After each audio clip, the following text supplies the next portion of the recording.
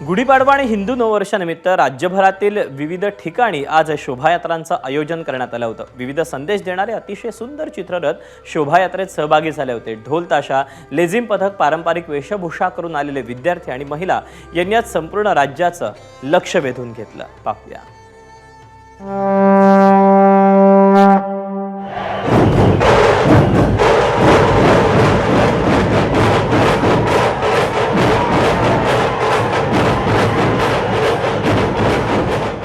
मराठी नववर्ष गुढीपाडव्याच्या निमित्तानं नाशिकमध्ये स्वागत यात्रेच्या निमित्तानं अशा पद्धतीने शोभायात्रा आहेत। त्या शोभायात्रांना सुरुवात झालेली आहे। मी सध्या नाशिकच्या काळाराम मंदिर परिसरामध्ये आहेत। आपण जर बघितलं तर काळाराम मंदिराच्या परिसरातून आता अशा पद्धतीने पारंपरिक वेशभूषा परिधान करून महिला या ठिकाणी आता या शोभायात्रेमध्ये सहभागी झाल्याचं पाहायला मिळतंय। एका बाजूला आपण जर बघितलं तर ढोल ताशांचे जे पथक आहे ते पाहायला मिळतंय।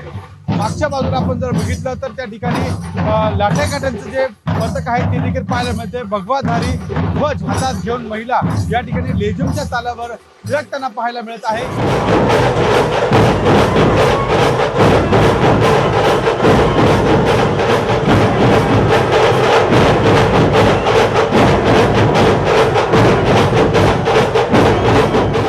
आपण जर बघितलं तर या ठिकाणी बालगोपालांचं प्रात्यक्षिक आपल्याला पाहायला मिळतंय।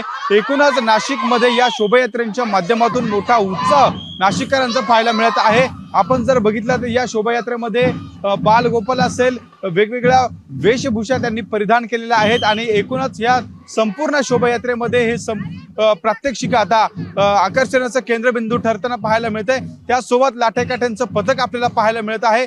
या ठिकाणी मोठ्या उत्साहाचं वातावरण या संपूर्ण काळाराम मंदिर पंचवटी परिसरामध्ये पाहायला मिळत आहे। आपण जर बघितलं तर मोठ्या उत्साहाने या ठिकाणी आता या शोभायात्रांना सुरुवात झालेली आहे। बालगोपाल देखील या ठिकाणी या शोभायात्रेमध्ये सहभागी झालेले आहेत। कॅमेरामॅन मयूर बारगेसह शुभम बोडके, एबीपी माझा, नाशिक। एबीपी माझा, उघडा डोळे बघा नीट।